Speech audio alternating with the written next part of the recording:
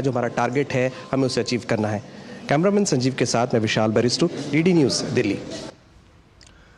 और supreme court ने दिल्ली आबकारी मामले में दिल्ली के मुख्यमंत्री अरविंद केजरीवाल को अंतरिम जमानत दे दी है, लेकिन फिलहाल केजरीवाल जेल में ही बंद रहेंगे।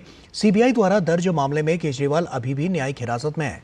सुप्रीम कोर्ट ने इस मामले को सुनवाई के लिए बड़ी बेंच को भेज दिया है। सुप्रीम कोर्ट ने दिल्ली आबकारी नीति घोटाला मामले में दिल्ली के मुख्यमंत्री अरविंद केजरीवाल को अंतरिम जमानत दे दी है, लेकिन उनकी मुसीबत जस की तस बनी हुई है।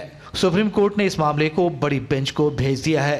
केजरीवाल को पीएमएलए एक्ट में जमानत मिली है, लेकिन इसके साथ साथ मामले की सुनवाई भी जारी रहेगी। अंतरिम जमानत मिलने के बाद भी केजरीवाल जेल में ही रहेंगे, क्योंकि सीबीआई ने मामला दर्ज कर उन्हें गिरफ्तार किया था और मामले की सुनवाई दिल्ली के रोज एवेन्यू कोर्ट में चल रही है।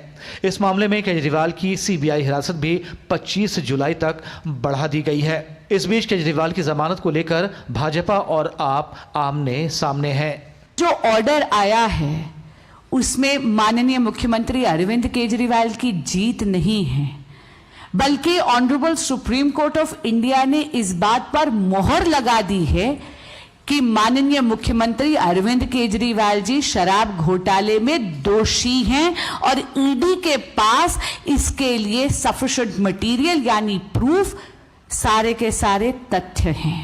माननीय न्यायालय का निर्णय है, जांच एजेंसी अपना काम कर रही है, लेकिन ये स्पष्ट है कि अरविंद केजरीवाल ने शराब नीति घोटाले में करोड़ों रुपए का घोटाला किया है।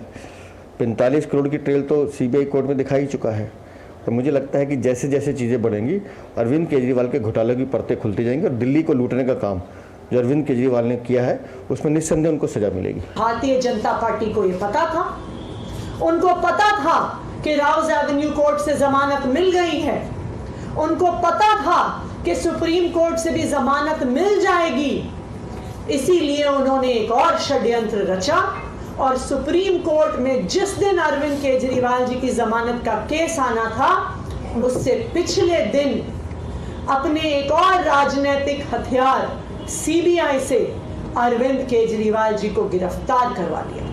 सुप्रीम कोर्ट ने दिल्ली आबकारी घोटाले में गहन विचार विमर्श की जरूरत भी बताई है। सुप्रीम कोर्ट ने केजरीवाल की अंतरिम जमानत पर फैसला सुनाते हुए कहा कि जीवन का अधिकार बहुत अहम है। केजरीवाल पहले ही 90 से ज्यादा दिन जेल में गुजार चुके हैं, इसलिए हम अंतरिम जमानत अभी दे रहे हैं, लेकिन ये अंतरिम जमानत शर्तों के साथ रहेगी।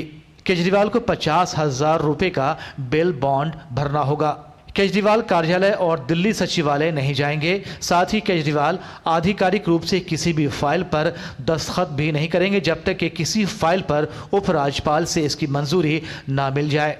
कोर्ट ने कहा कि मामले में अपनी भूमिका को लेकर केजरीवाल कोई भी टिप्पणी नहीं करेंगे, गवाहों से बात नहीं करेंगे और जुड़ी फाइल को भी नहीं देखेंगे।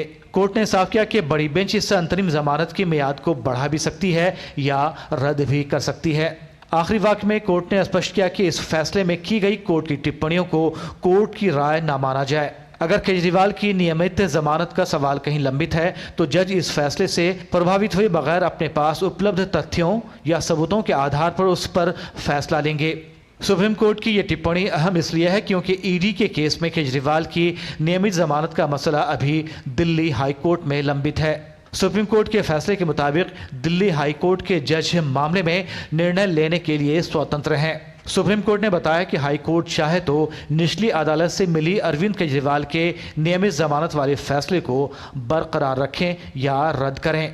दिल्ली आबकारी घोटाला मामले में अरविंद केजरीवाल को मुख्यमंत्री पद पर बने रहना चाहिए या नहीं, इस पर सुप्रीम कोर्ट ने कहा कि वो चुने हुए नेता हैं और मुख्यमंत्री भी हैं। निश्चित रूप से मुख्यमंत्री का पद प्रभावशाली है, लेकिन मुख्यमंत्री पद पर बने रहने का निर्णय उन्हें खुद लेना है और कोर्ट अपनी ओर से कोई निर्देश नहीं दे सकता।